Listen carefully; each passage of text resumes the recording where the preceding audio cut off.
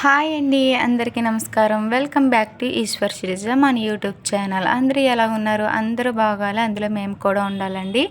ఈరోజు మన ఛానల్లో వచ్చేసి ఏం కర్రీ అంటే మిల్ మేకర్ పకోడీ అలాగే మజ్జిగ చారు అయితే పెడుతున్నానండి. ఫస్ట్ అయితే మిల్ మేకర్ని హాట్ వాటర్లో కానీ లేదంటే చల్ల వాటర్లో కానీ వేసి ఒక అరగంట సేపు అయితే నానబెట్టుకోవాలండి. నానబెట్టుకోగానే మిల్ మేకర్ ఏమవుతుందంటే సాఫ్ట్గా అవుతుంది. అప్పుడు ఆ నీళ్ళన్నీ పిండేసుకొని ఒక గిన్నెలోకి అయితే మిల్ మేకర్ని తీసుకొని అందులో 2 స్పూన్లు అల్లం వెల్లుల్లి పేస్ట్ అలాగే 3 స్పూన్లు కారం, సాల్ట్ రుచికి సరిపడినంత వేసుకోవాలి. శనగపిండి ఏమో 3 స్పూన్లు, కార్న్ఫ్లోర్ ఏమో 3 స్పూన్లు వేసుకొని 1 స్పూను గరం మసాలా వేసుకోవాలి. ఇలా వేసుకున్న తర్వాత మొత్తం అంతా కలిసేలా అయితే కలిపేసుకుందామండి. ఇలా కలుపుతున్నప్పుడే మొత్తం అంతా కలిపిన తర్వాత ఒకసారి ఉప్పు గట్ట అన్నీ సరిపోయినాయో లేదో టేస్ట్ చేసి ఒకవేళ సరిపోతే కనుక మళ్ళీ వేసుకోవాలండి. ఇప్పుడు నాకు అన్నీ సరిపోయినాయి. మొత్తం అంతా కలిపేసుకొని మూత పెట్టి పక్కనైతే పెట్టేసుకున్నాను. ఒక 10-15 నిమిషాలు అలాగే ఉంచేద్దాము.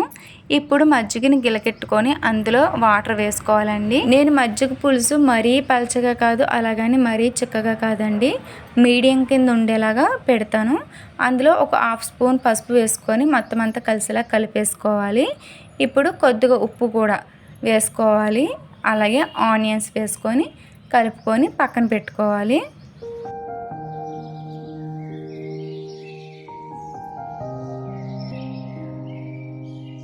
ఇప్పుడు స్టవ్ వెలిగించుకొని గిన్నె పెట్టుకొని అందులో ఆయిల్ వేసి ఆయిల్ వేడెక్కిన తర్వాత వెల్లుల్లిపాయలు అలాగే జీలకర్ర వేసి వేగనివ్వాలండి. అలాగే ఎండుమిర్చి ఒక 2-3 వేసుకొని వేగనిచ్చుకోవాలి. పచ్చిమిర్చి కూడా వేసి వేగనివ్వాలి.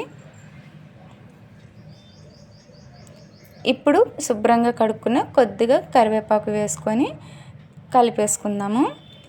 ఇలా వేగిపోయిన తర్వాత మనం మజ్జిగ గిలకెట్టుకున్నాం కదండి, అది తీసుకొచ్చి ఇందులో వేసేసుకుందాము.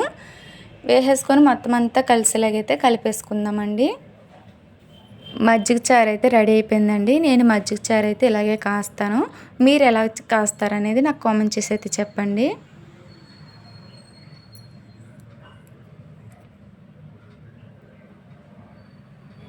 ఇప్పుడు మజ్జిగ చారుని పక్కన పెట్టేసుకొని అదే స్టవ్ మీద మూకుడు పెట్టుకొని ఆయిల్ వేసి ఆయిల్ వేడెక్కిన తర్వాత ముందుగా మనం మ్యాగ్నేట్ చేసుకున్న మిల్ మేకర్ ఉన్నాయి కదండి, ఆ మిల్ మేకర్ ఒక్కొక్కటిగా వేసుకొని గోల్డ్ కలర్ వచ్చేదాకా వేగించుకోవాలండి.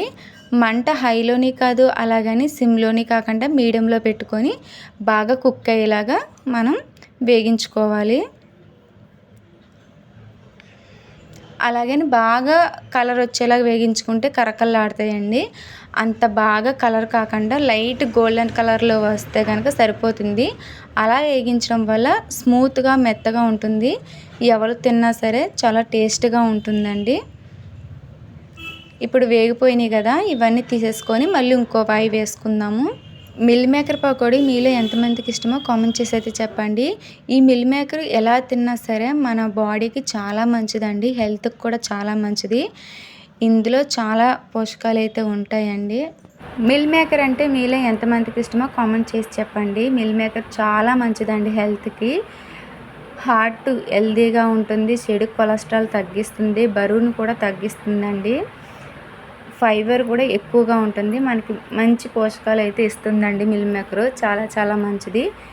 కనీసం వారానికి ఒకసారైనా సరే మిల్ మేకర్ ఏ విధంగా తినొచ్చు, కర్రీ కింద తినొచ్చు లేదంటే ఇలా పకోడీ కింద తినొచ్చు. ఇప్పుడు ఇదే మిల్ మేకరు ఇలా మిల్ మేకర్ కింద కాకుండా పొడి కింద కూడా అమ్ముతున్నారండి. ఆ పొడి మనం కోడిగుడ్డు పొల్ట్ ఎలా చేసుకుంటాం అలా చేసుకొని కూడా తినొచ్చు.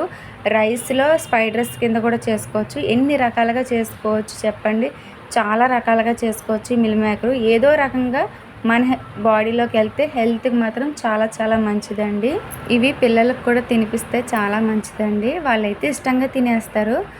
కాబట్టి పిల్లలకు కూడా అలవాటు చేయండి. ఒకవేళ అలవాటు లేకపోయినా సరే అలవాటు చేసి తినిపించండి. వారానికి ఒకసారి చాలు.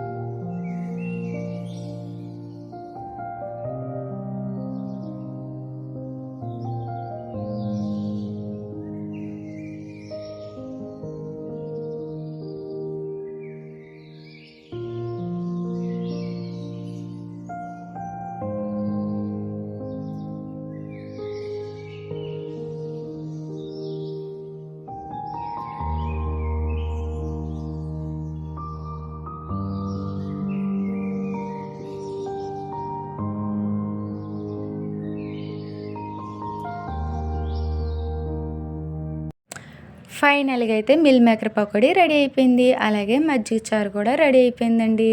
వేడివేడి అన్నంలో మజ్జిగ చారు వేసుకొని పకోడీ నంచుకొని తింటే చాలా బాగుంటుంది. మనం ఈ పకోడీలోకి నిమ్మకాయ రసం పిండుకోవచ్చు. అలాగే చిన్న చిన్నగా ఆనియన్స్ కోసుకొని ఇందులో కలుపుకొని అలాగే కొంచెం పైన చాట్ మసాలా అంటారు కదండి, ఆ చాట్ మసాలా కూడా వేసుకొని తింటే చాలా బాగుంటుంది. ఇప్పుడు అది నార్మల్గా తింటే చాలా బాగుంటుందండి, రైస్లో కాబట్టి ఓన్లీ నేను నిమ్మకాయ రసం ఒకటే పిండి పెట్టాను. మీకు ఈ వీడియో నచ్చింది అనుకుంటున్నాను. నచ్చితే కనుక లైక్ చేయండి, షేర్ చేయండి, సబ్స్క్రైబ్ చేసుకోండి. ప్లీజ్ సపోర్ట్ చేయండి. ఇప్పుడు దాకా సబ్స్క్రైబ్ చేసుకొని సపోర్ట్ చేస్తున్న ప్రతి ఒక్కరికి పేరు పేరున ధన్యవాదాలండి. Thank you for watching.